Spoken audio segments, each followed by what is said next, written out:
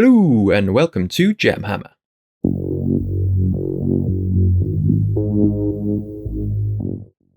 In this video, we're going to be taking a look at the next delivery of the Imperium Magazine Series that I received from Hachette Partworks.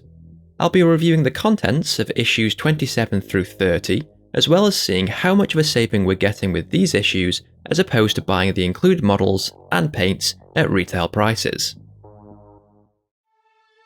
This was quite shocking, but I actually received the next delivery on time. After waiting around 3 months for the last issues to turn up, this really did take me by surprise when it arrived the other day, so I thought I'd waste no time and get straight into another unwrapping video. If you watched the last video in this series, then you'll know that we've now had all of the free gifts that Hachette promised us, with the 5th and final one, the art prints, arriving with our previous order. As such, we're back to receiving packets with just 4 magazines in now. No more boxes with extras, unfortunately. Anywho, seeing a lot of sprues with these issues, so let's dive in with the first one. We've got number 27 here with no sprue on the front, as instead, we've got a big one containing terrain tucked away around the back by the looks of things. Nothing related to that with the artwork on the front cover though. Instead, got a unit of intercessors, but with chapter markings that I don't recognise. Opening up, and we have a feature on the included model here, a Haemotrope Reactor. Oh, the lifeblood of the Imperium. Very droll.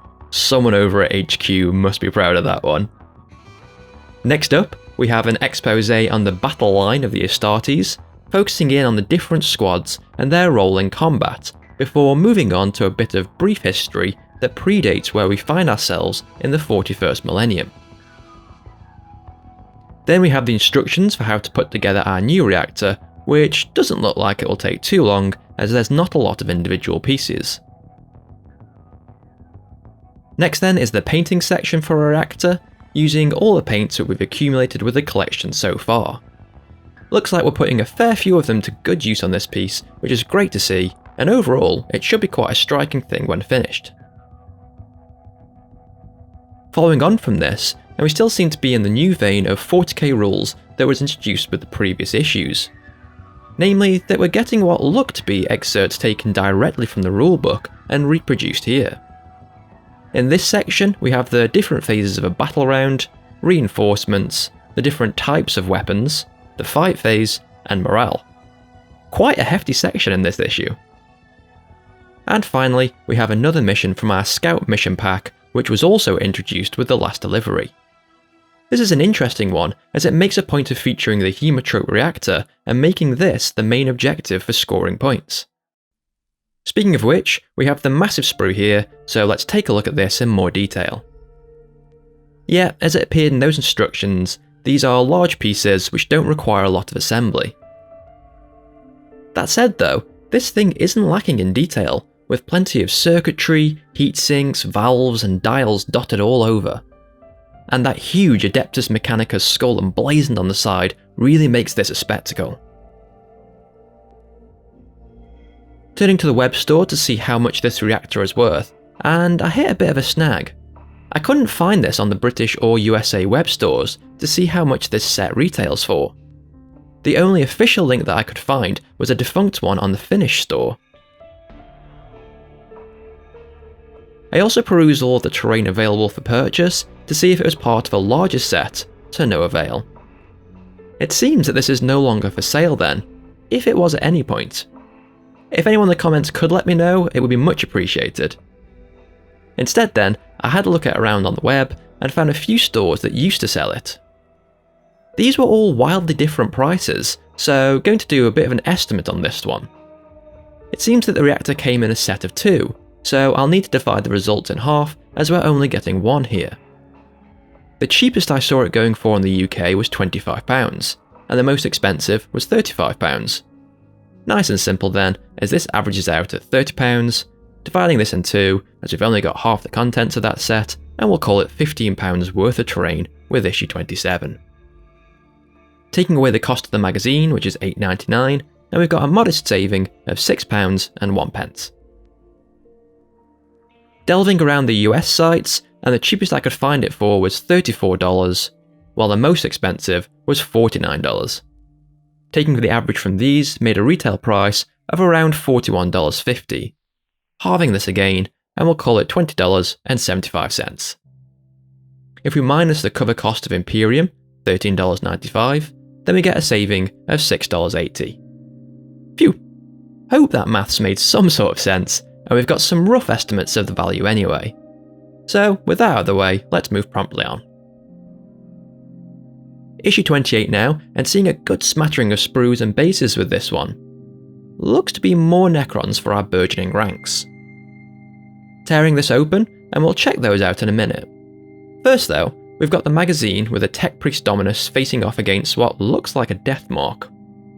Opening up, and its Necron warriors again inside, with some lore on how the Necron tier were transferred to their metallic bodies.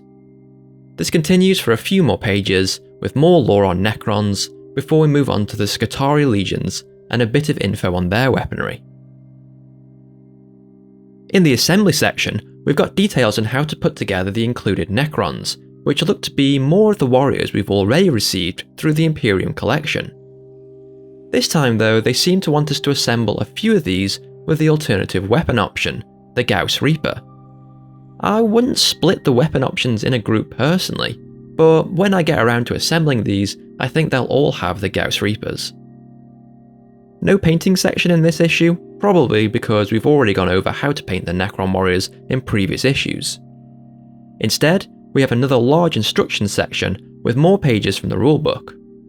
In this part we have unit coherency, then loads of info on different terrain types and their features, before moving on to another mission. This one is making use of 20 Necron warriors, although by my count in the series we have 18 at this point. Anyway, they're facing off against some of the Astartes from earlier on, as well as using the armoured Munitorum containers we received previously. Cool. So we have 4 regular bases and 2 larger bases as well with this issue for the Scarab Swarms. And having a closer look at these sprues, they are indeed the same as the ones we received with issues 9 and 10 in our 3rd delivery, which leads me to believe we may have some more Necron warriors to unwrap very soon in this video. Over to the web store, and the warriors set retails for a nice round £30. So we'll need to halve this again as we don't have the full contents, making the values of minis included with issue 28 around £15.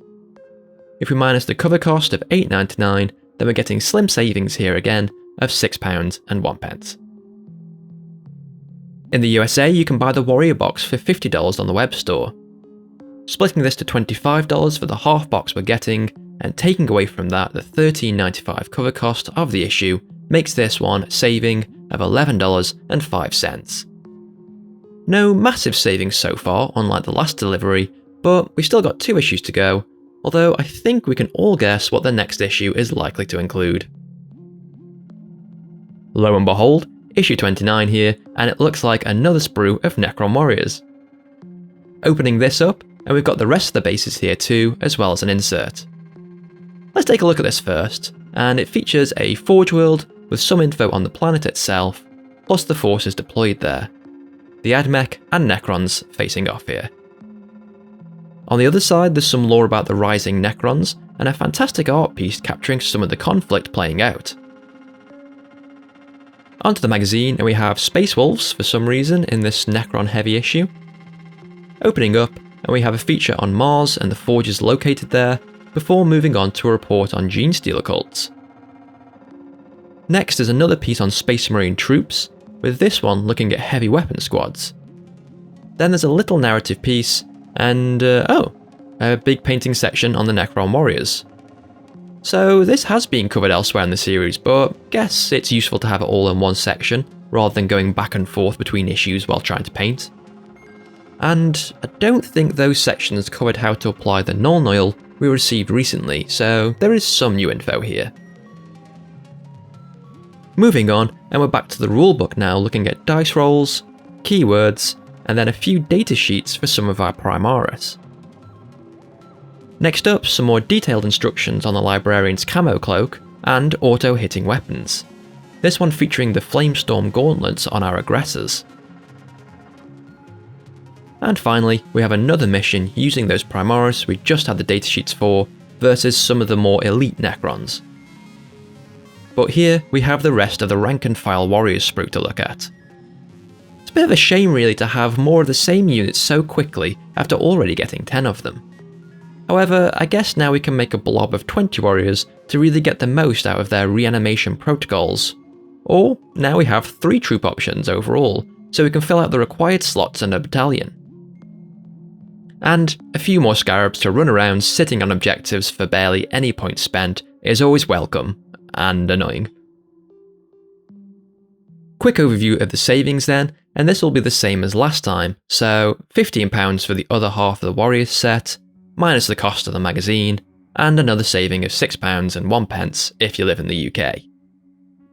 In the USA, $25 for these models, minus the magazine, means another saving here of $11.05. Not bad, but not the best we've seen by a wide margin. Let's see if the last issue has any big drops to bring this around. Nope. Looks like issue 30 is completely sans sprues, as I'm only seeing 2 pots of paint in this one. Opening this up and we've got another unit of Marines, Blade Guard veterans it looks like, from another chapter I'm not familiar with. Inside, and we're looking at AdMech again, this time generating cohorts it seems. Then we've got some Ultramarine successor chapters, and looks like the ones from the front cover must have been Howling Griffins. There's actually some really cool paint schemes here. I'm particularly a fan of this Hawk Lords one with the purple and gold. Over the page, and there are even more of these successor chapters, and then we're back at it with the Necrons. Ooh, the Novok. These are likely the dynasty that I'll be going for with my Necron forces, as they're just so macabre looking. Love that blood red paint scheme. Plus, I'm a fan of their devotion to melee slaughter with strategies to bring the pain in the fight phase. Either these, or a relentlessly expansionist list to really make those scarabs a pain for my opponents.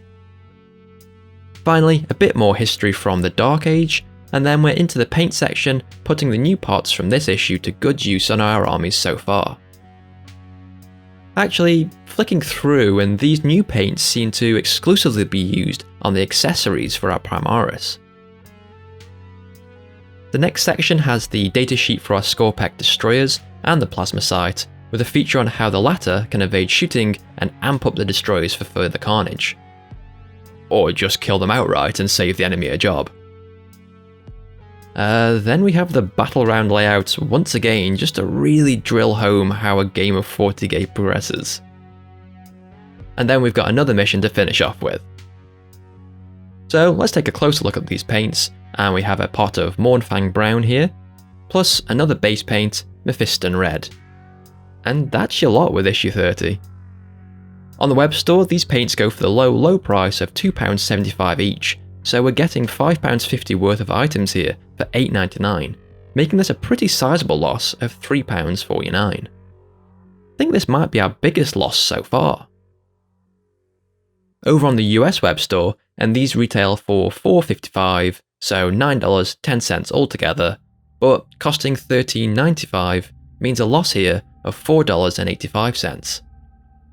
Sucks. Alright then, if we total all this up, we've got a total value, if you were to buy these retail, of £50.50. Again, there's a bit of guesswork here with that Haemotrope reactor, so this isn't 100% accurate. But the 4 magazines would cost you £35.96, making this a pretty modest saving of £14.54. This is by far the worst return on your investment we've seen so far. In the US, this would cost you around $79.85 if you were to buy it retail. Taking away from this the cost of the 4 issues, $55.80, makes this a similarly meagre saving of $24.05. Thank you so much for watching this video. I hope that you enjoyed it. If you did, please consider liking it, subscribing to the channel, and clicking the bell to be notified of new videos being released. Not a great haul in this delivery then. We're still not at a loss, which is important to note, as we're still getting these items cheaper than at retail. and only one of the issues was an outright loss from the 4 received. Plus, over the run of the entire series, you're still making some huge savings despite these lulls from time to time. That said, even putting aside the cash value in this delivery, this is a pretty uninspired collection. Terrain from Games Workshop is very expensive, and not something I want to put my money on when I could be buying minis. It's unlikely that I'll get much use out of the paints, and although the Necron warriors are useful, and having at least 20 in an army seems standard, it's still a shame to see these repeated, especially in the wake of the great Necron units received in the last delivery. There'll be more videos about this Warhammer 40k Partworks series being released as soon as the next delivery arrives, so please do keep an eye out for more Imperium content coming soon to JamHammer. In the meantime, there are plenty of other videos available on the channel, including a few that are on screen now for you to click on. Thanks again for watching.